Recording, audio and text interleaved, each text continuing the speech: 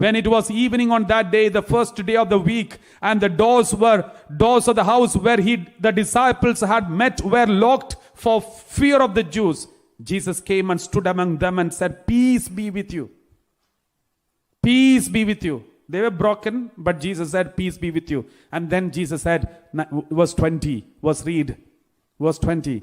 After he said this, he showed them his hands and his side. He showed them. That is why we have a Sacred Heart picture.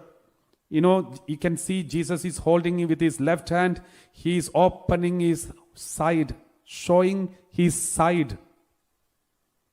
And then he is pointing towards you and telling you, "See, look at my side and be happy. Look at my side, the broken heart, and know that how much I love you. Look at my side, which is broken and bleeding even now, and know and be happy and be sure that I love you." That is why we have that beautiful picture of Sacred Heart Jesus, where Jesus is opening his side and is showing his disciples the broken heart, which is burning with the flames of love, and crown of thorns piercing not only his head, but even when it was piercing his skull, it was in fact piercing his heart.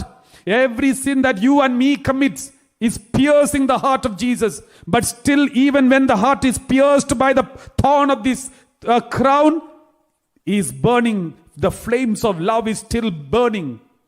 That is what is the symbol of the Sacred Heart. And he's showing us this Sacred Heart and say, "Be happy." After he said this, he showed them his hands and his side. Then the disciples rejoiced when they saw the Lord. Normally, if someone shows their wound, no one will clap their hands and rejoice. But instead, they will say, "I'm sorry." And maybe some hearty condolence or some kind of sympathy you may show. But when Jesus showed the heart, the broken heart, the pierced heart, the flaming heart, the boiling heart with love, the boiling heart with the love of God, the love is the flames are coming out, and Jesus showed his heart, and the disciples saw the heart and they rejoiced. They were so happy. My dear brothers and sisters, that is why this Sacred Heart image should be kept in every family. Why?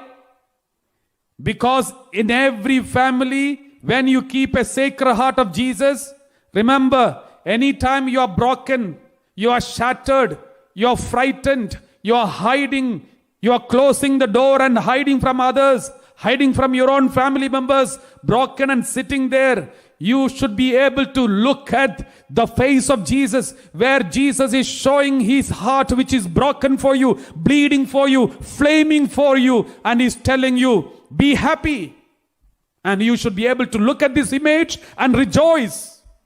Just like the disciples who saw the broken heart of Jesus and rejoiced, you should be able to rejoice. That is why the church is encouraging all its faithful to have a Sacred Heart image in every family.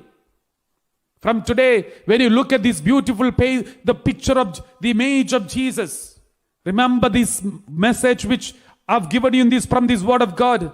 This is the Word of God that is exactly depicted in that image.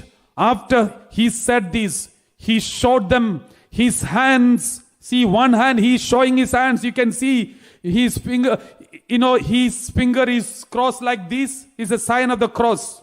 It is not 1.5 years or maybe 2000 millennium or something like that. There are people who interpret wrongly. But in the olden times, in the early churches, when the priest bless somebody, they keep the hands in a cross position and bless the people.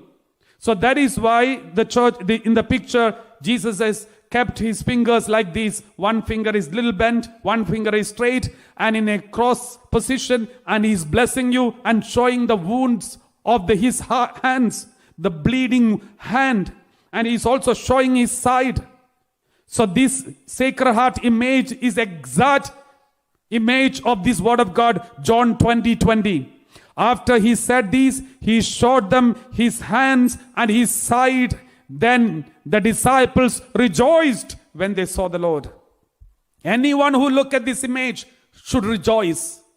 Your problems are nothing, my dear brothers and sisters, when you look at the wounds of Jesus. Your pain, your rejection, your loneliness, your suffering, your problems, your crisis, your sickness are nothing. You don't need to cry anymore. You don't need to hide inside the closed room anymore. You just come out joyfully, rejoicing, clapping in the hands and dancing, because your God is broken for you. His heart is bleeding for you. He loves you so much, and his hands and side is still bleeding for you out of love for you.